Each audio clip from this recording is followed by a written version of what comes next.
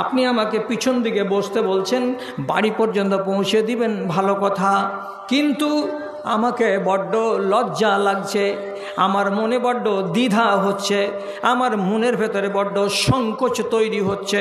এর মানে কি, এই যে সংকোচ তৈরি হচ্ছে কিসের ভয়ে? হতে পারে এই কাজটার পরিণামে কোনো একটা খারাপ জিনিস আমার সামনে চলে আসতে পারে, যেটা আমি কামনা করি না, যেটা আমি বাসনা করি না, এমন একটা রেজাল্ট চলে আসতে পারে। তার জন্য আমি বলছি, আমাকে বড্ড লজ্জা লাগছে, আমাকে বড্ড শরম লাগছে আপনার পিছন দিকে বসে বসে বাড়ি পর্যন্ত যাওয়া। তাই আমি বসবো না, আপনি উটটাকে খাড়ো করেন, আর খাড়ো করার পরে আপনি বাড়ি চলে যান। আমি হেঁটে যাচ্ছি তো হেঁটেই বাড়ি চলে যাব। আচ্ছা, উনার জানে হায়া চলে এলো, তো হায়ার কি মানে বলেছিলাম, পরিণাম কিছু একটা অশুভ হতে পারে, এরকম মনের ভেতরে চিন্তা যদি তৈরি হয়, আর এই জিনিসটার কারণে কেউ যদি কোনো কাজকে বন্ধ করে দেয়, রহিত করে দেয়, বাদ দিয়ে দেয়, তো এটার নাম হলো কি? পর্দা। এটার নাম হলো, মানুষের ভেতরে যে তৈরি হচ্ছে, এটার নাম হলো হায়া। তো হযরতে আসমা কি ভাবলেন মনে মনে? আচ্ছা, আমার পরিণামে কোনো মন্দ কিছু দেখা দিতে পারে? তো পারে না দেখা দিতে? নিশ্চয় দেখা দিতে পারে। কেমন?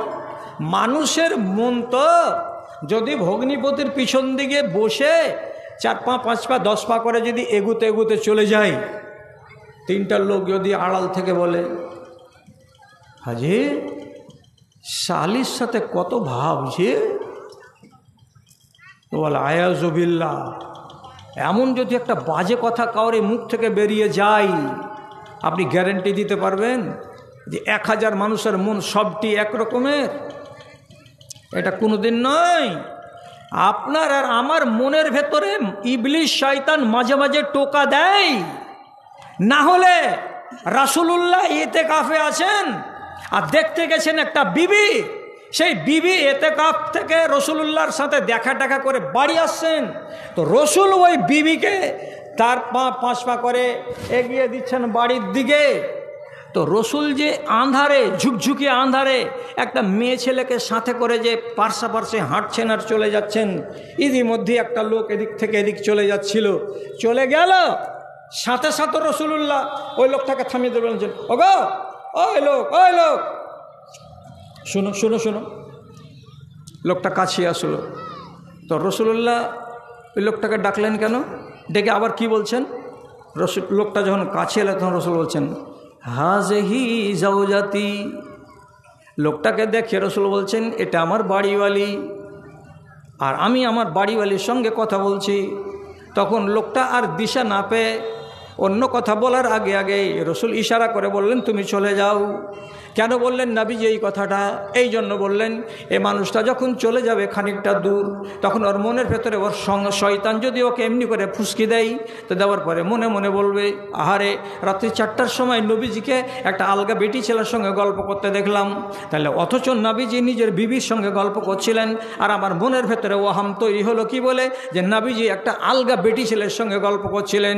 এ কথাটা যদি তার মনে জেগে যায়, তো সে লোকটা গুনাহগার হবে, আর আমার সম্বন্ধে একটা বাজে ধারণা তৈরি হবে। তার জন্য নবীজি আগেই কথাটাকে বন্ধ করে দিলেন, ডেকে বললেন, খবরদার মনের ভেতরে বাজে কল্পনা যেন তৈরি না হয়, এটা অন্য মেয়ে ছেলে নয়, এটা আমার বিবি, তার সঙ্গে আমি কথা বলছি। কথা বুঝা গেল? তাহলে হযরতে আসমা কেন বলছেন যে আমাকে লজ্জা লেগে গেল, এই জন্য আমি নবীজির পিছন দিকে চড়লাম না? কিসের লজ্জা?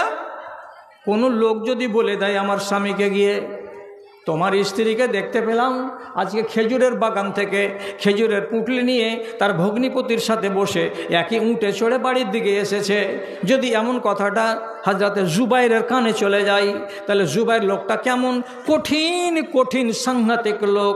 হযরতে আসমা নিজে বলছেন, আমরা 3টা সতীন ছিলাম, যদি কোনো একজন মেয়ে ছেলের উপর, স্ত্রীর উপরে আমার স্বামী যে রেগে যায়, তো তাহলে বাগান থেকে কাঁচা ডাল নিয়ে আসে আর এসে মারতে শুরু করে, কত করে মারে, যতক্ষণ পর্যন্ত ওই লাঠিখানা ভেঙে চুরচুর না হয়ে যায়, অতক্ষণ পর্যন্ত আমার স্বামী মারা বন্ধ করে না।